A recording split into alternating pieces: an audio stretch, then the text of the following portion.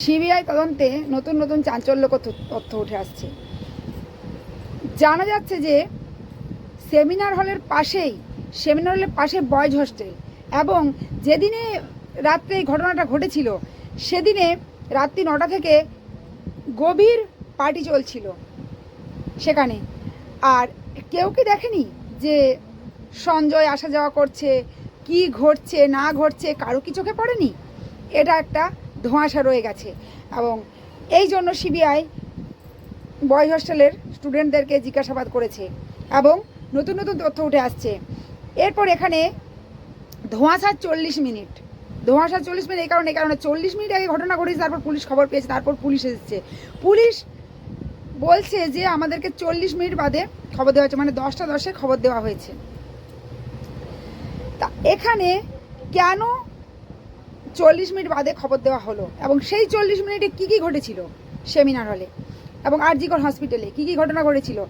আর এখানে একজন নতুন অধ্যাপক জড়িত, দেবাশিস সোম, ফরেন্সিক মেডিসিনের অধ্যাপক দেবাশিস সোম, তাকে সিবিআই তদন্তে জিজ্ঞাসাবাদ করা হয়েছে, এবং এই জিজ্ঞাসাবাদের জেরে সে অসুস্থ হয়ে পড়েছে এবং তাকে বেসরকারি হাসপাতালে ভর্তি করা হয়েছে। সে এখন আইসিইউতে আছে। এই যে একটার পর একটা চাঞ্চল্যকর তথ্য উঠে আসছে, তো আশা করি সিবিআই খুব তাড়াতাড়ি এর সুরাহা করবে, এই কেসের সুরাহা করবে, এবং আমাদের তিলোত্তমা সঠিক বিচার পাবে। আর সেমিনার হলে ফার্স্ট তিলোত্তমার মৃতদেহকে কে দেখেছিল? ফার্স্ট ইয়ারের স্টুডেন্ট দেখেছিল। একজন ফার্স্ট ইয়ারের স্টুডেন্ট দেখে সে গিয়ে খবর দিয়েছিল। এটার একটা ভিডিও ফুটেজও রয়েছে, ভিডিও ফুটেজটা তোমরা দেখো, তারপর আসছি। সিবিআই এর হাতে সেমিনার হলের পিছনের বিল্ডিং এই বয়েজ হোস্টেল, আর সেই বয়েজ হোস্টেলে রাত 9টা থেকে গভীর রাত পর্যন্ত পার্টি চলার দাবি সিবিআই এর।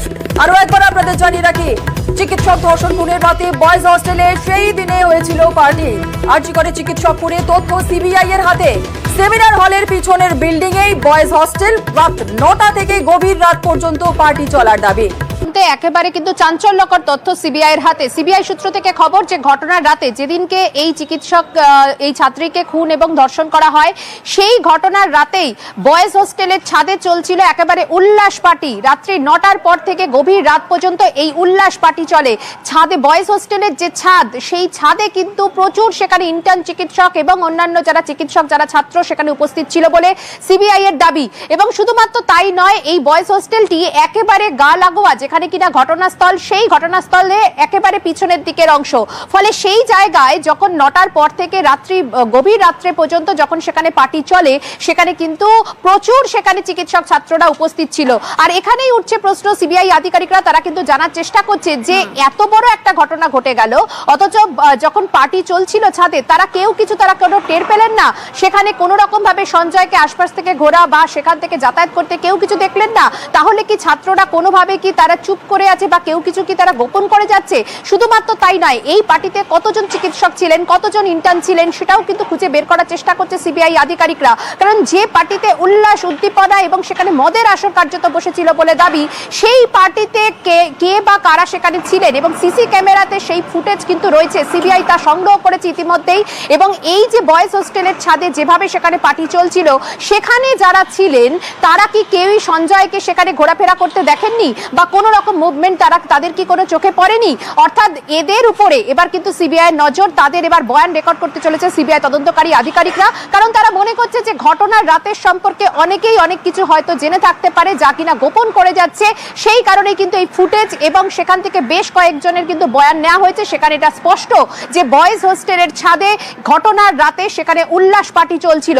অর্থাৎ যেখানে কিনা ঘটনাস্থল, সেই ঘটনাস্থলের একদম পিছনের বিল্ডিং হচ্ছে এই বয়েজ হোস্টেল, এবং তারই ছাদে সেখানে ইন্টার্ন চিকিৎসক থেকে শুরু করে চিকিৎসক যারা অন্যান্য যারা ছাত্র তারা সেখানে উপস্থিত ছিল, অথচ কেউই কিছু টের পেলেন না, তা মানতে নারাজ তদন্তকারীরা। সেই কারণেই কিন্তু এবার এই সমস্ত ছাত্র যারা চিকিৎসক তাদের বয়ান রেকর্ড করবে সিবিআই। বেশ, ধন্যবাদ অর্পিতা।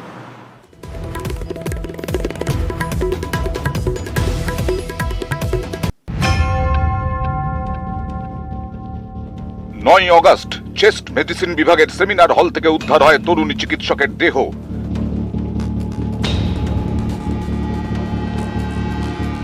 13ই আগস্ট ধর্ষণ খুনে সিবিআই তদন্তের নির্দেশ দেয় কলকাতা হাইকোর্ট। সিবিআইকে এখন ভাবাচ্ছে 9ই আগস্ট সকালের ঘটনা প্রবাহ।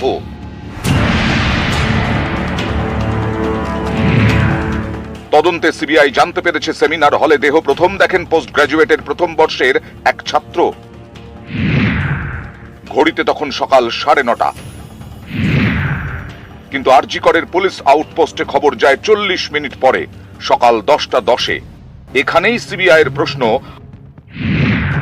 আরজি করে পুলিশের আউটপোস্টে খবর যেতে 40 মিনিট দেরি হলো কেন? ওই 40 মিনিটের মধ্যে ঠিক কি হয়েছিল? এর উত্তর পেতে মরিয়া কেন্দ্রীয় গোয়েন্দারা।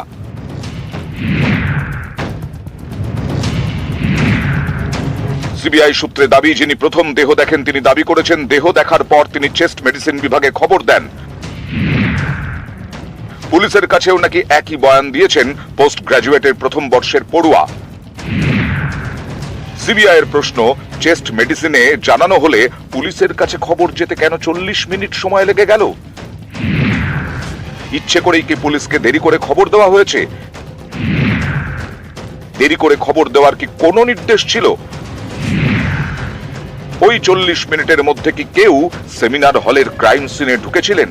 কারা দোষী, কে কে জড়িত আছে এবং কেন এগুলোকে গোপন করা হয়েছে, সে কি নিজেকে বাঁচানোর জন্য চিৎকার করেনি? সেই চিৎকার কি কেউ শুনতে পায়নি? এবং এই যে দুর্ঘটনা এত বড় ঘটলো সেটা কি কেউ জানে না? এটা হতে পারে না। তো এখানে রাত্রি 9টা থেকে গভীর রাত পর্যন্ত পার্টি চলে। আর এখানে কি একজনও দেখেনি? এত বড় একটা ঘটনা ঘটে গেল, পাশেই একজনও দেখেনি কি সঞ্জয়কে, যে আসছে যাচ্ছে বারবার, বা কি ঘটনা ঘটতে চলেছে?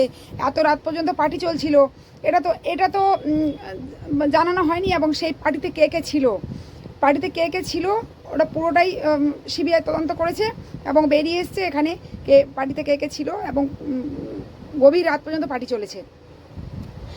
আর কেনই বা গোপন করছে, কেন গোপন করে সবাই সবটা জানে, সেটাও সিবিআই তদন্ত করছে।